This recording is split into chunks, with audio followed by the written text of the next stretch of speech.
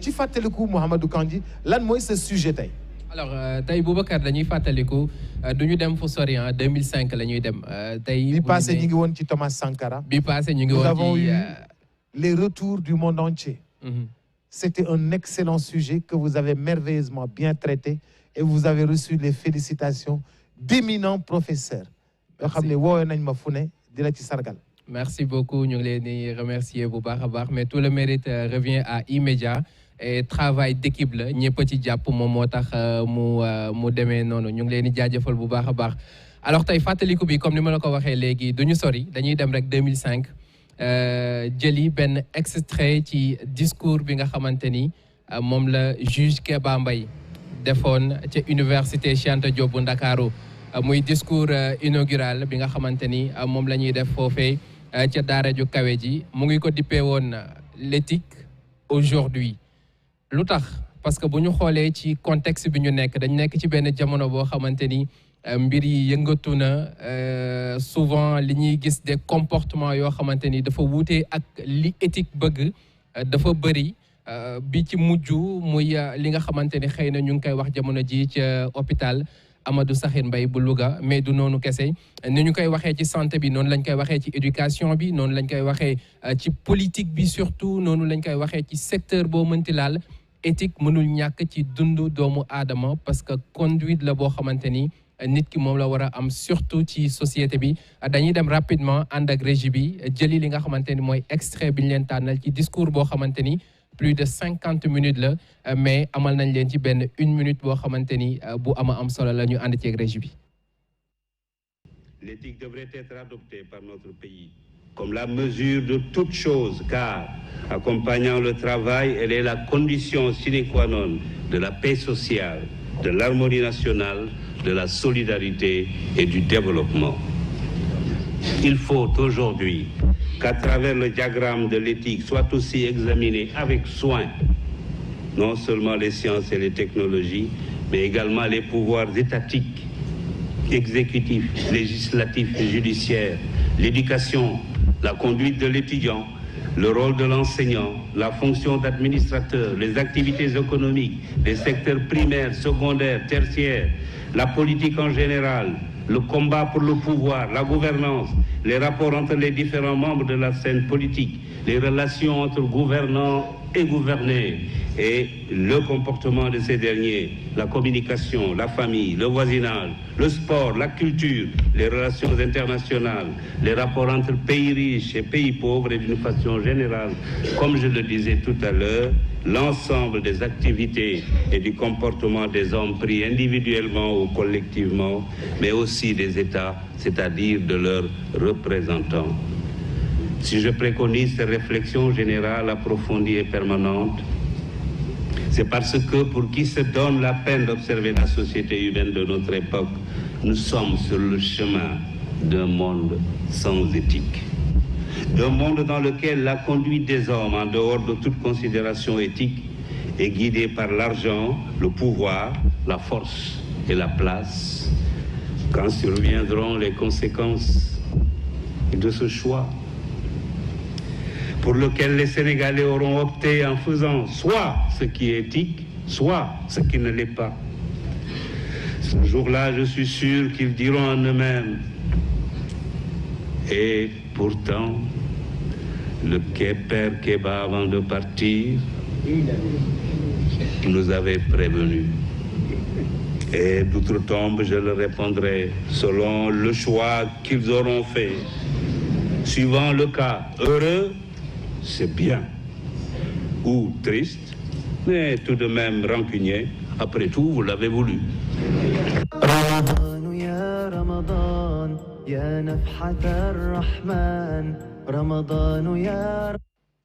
Le juge Kéba Mbaye, Mouhamadou Kandji. Le juge Kéba Mbaye alors Boubacar moom ñu bëri xam nañu ko ci wàllu droit ak itamit li nga xamante ni moom la ci def nekkoon na président bu Cour suprême pendant 17 ans nekkoon itam président conseil constitutionnel de 1990 à 1993 mu doon koo xamante ni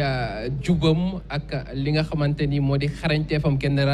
natable wu ko alors bu ñu xoolee ci discours bi nga xamante ni moom la def tuddee ko éthique parce que éthique bu ñu demee ci étymologie bi ci grec la jógee mooy ethos muy manière de vivre maanaam manière de vivre boobu noonu day nekk ci li nga xamante ni moom moo di comportement wu doomu aadama bi maanaam mooy ay xarbaax yi nga xamante ni moom la làmbool ba tax tey jii nii mu mën a nekk ci société bi ñuy dund te kenn du ko mën a jam naane comme nu ñu koy waxee donc c'est un comportement à avoir benn manière de vivre boo xamante ni doomu aadama bi moom la mën a am ci société bi alors boo gisee mu ngi ko doon wax mu ngi naan tey war nañu toog ba lépp loo xamante ni moom la nit ki di def étudiant bi dafa war a jàng médecin bi dafa war a faj jàngalekat bi dafa war a jàngale journaliste bi dafa war a tas xabaar ci noo xamante ni moom mooy anam bi gën a jaar yoon te du ci am xaaj ak seen mais lépp ci li nga xamante ni moom moo tënku ci éthique boo xoolee itam ci discours bi am na ci pàcc boo xamante ni lu bëree bëri la mu jagleel ko ñi nga xamante ni ñoom ñoo di way politique yi parce que moom dafa jàpp ni politique déjà éthique moom moo ci war a njëkk parce que politique itam bu ñu delloo ci li nga xamante ni moom moo di ca ndoxteel ba mooy aar bi ñu war a gérer cité bi mu baax a baax maanaam ni ñu war a yoree li nga xamante ni moom moo di moomeelu askan bi mu doon itam loo xamante ni lu am solo la alors ci njeexantal bi maa ngi reetaan parce que bi mu naan bu ñu demee ba conséquences yi nga xamante ni moo nekk ci ñàkk am éthique ñëw bu boobaa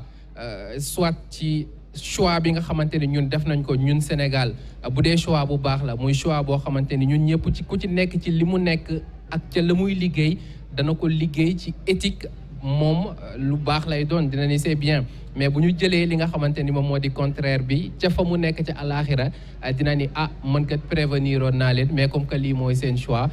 tamit moom moo di seen choix donc je pense que ni également c'est le temps ñun ñu xoolaat suñu bopp parce que am na loo xamante ni ñun Sénégal dañu ko am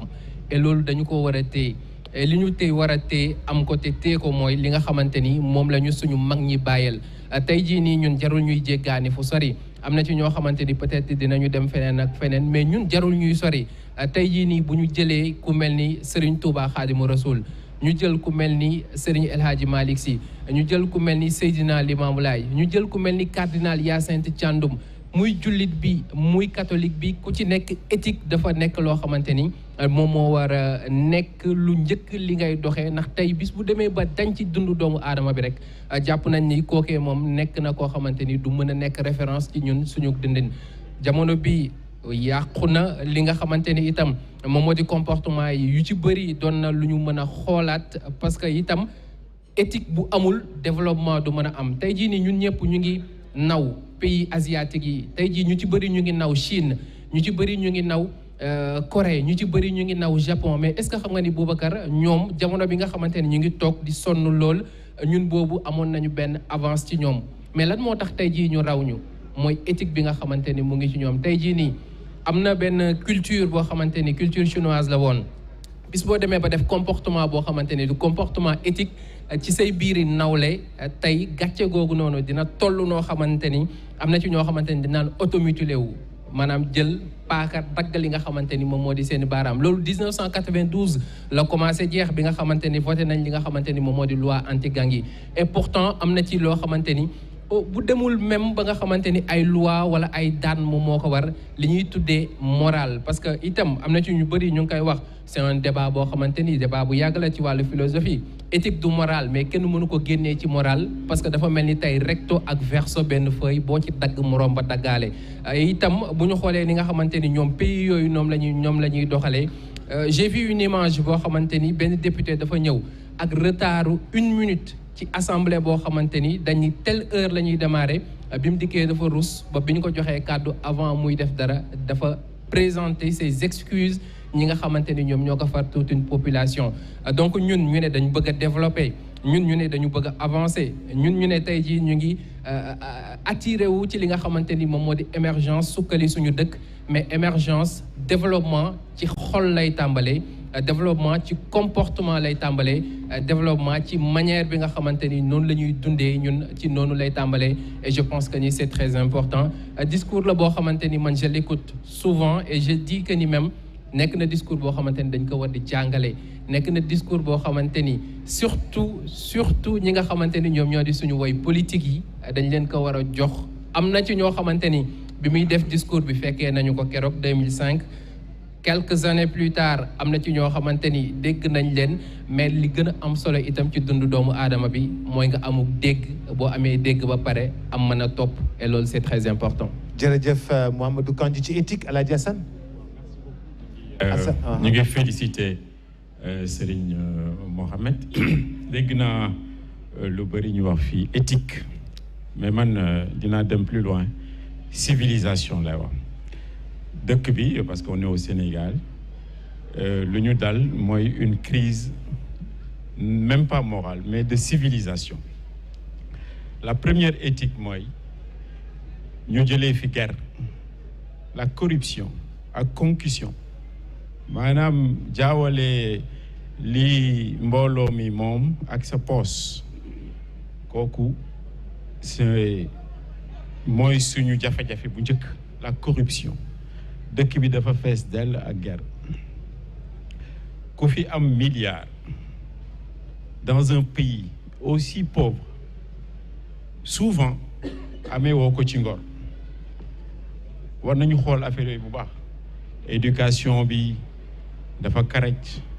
santé bi dafa correct culture bi dafa correct après 62 ans wax nañ ko ak tout ça pour man loolu c'est loolu mooy éthique. beneen mbir mi avant may jeexal xam nga doomu aadama dafa am xel ak bànneex il faut que mu xelam dafa am à côté li ñuy wax malaaka am na xel mais amul bànneex bu góorgóorloo tuuti dina àgg ci daraja malaaka mais doomu aadama bu ñàkkee fayda ba daanu ci daraja bàyyi ma parce que bàyyi ma am na bànneex waaye amul xel waaye am na instinct ak xel xaw ne am na tuuti benn nuance bu ñàkkee fayda nag ñàkk éthique ñàkk civilisation ñàkk morale ba daanu ci daraja maanaam martaba bàyyi ma kooku moom xamuñu ci moom dara. merci Boubacar. dëgg la éthique Serigne Cheikh. mooy lépp ci bépp wàll ndax ni ko juge Kéba Mbaye waxee dafa daal di junj ay domaines ak ay secteurs yu wuute